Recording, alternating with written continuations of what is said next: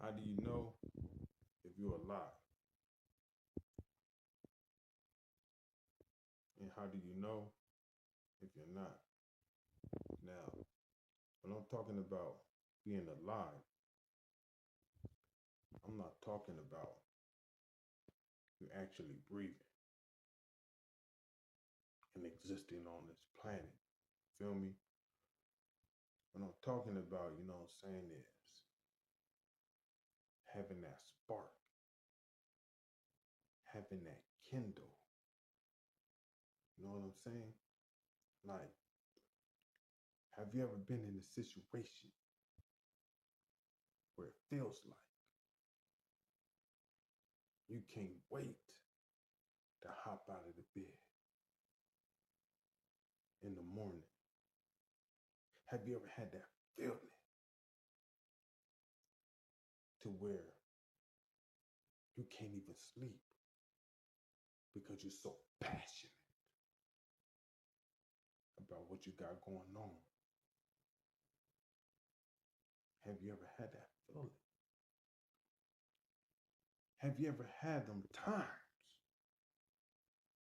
when you so absorbed into what you're doing that you don't even recognize the time? Have there ever been a time when you was grinding and you looked at the clock and realized 6 hours just passed and it only felt like 20 minutes? Have you ever had the time when you were so absorbed into what you was doing that it felt like the days were short? You wake up in the morning and you don't even realize the morning had passed. It's the afternoon. And then you don't realize the afternoon had passed and you're in the evening. Now, if you experience that, then you living. You know what I'm saying? Because you can be tired. You feel what I'm saying? And then all of a sudden,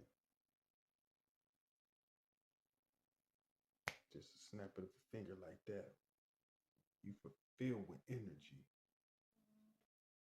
You know what I mean? You could have been tired all day, all week. Could have been tired for days. But something happened. Some thought came to your mind. Something came into your life. An opportunity had risen that just gave you a spark of energy. It made you restless. See, let me tell you something. You know how some of us get tired? How some of us get ill? Is by being around toxic people and toxic environments. When I was in the corporate world, there was times when I was around individuals that just drained my energy. I will go home tired just because of the energy that I was around. But at that same job, prior to being around a toxic individual, could have been times where I went home energized, as if I didn't work the whole day. Woke up 3 hours before the time clock had went off, just to prepare myself to go to work. I also been around individuals that were so toxic that I actually became ill. I remember one time I had a toxic supervisor, and it got to the point where the thought of getting up and going to work made my stomach hurt, made my head hurt, drained my energy, made my body feel heavy, had me oversleeping, just had me drained. You know what I'm saying? You got to look at yourself like a seed, and you have to look at the environments around you like a garden. Okay? And if a seed not in the right garden, it's gonna be difficult for that seed to blossom. It may take 3 days for the seed to germinate. You know what I'm saying? And a week go by and you don't see the seed blossom. And what's the reason behind that, Cascas? And because the seed is not in the right garden. In order for you to blossom, you have to be around the right garden, aka the right environment.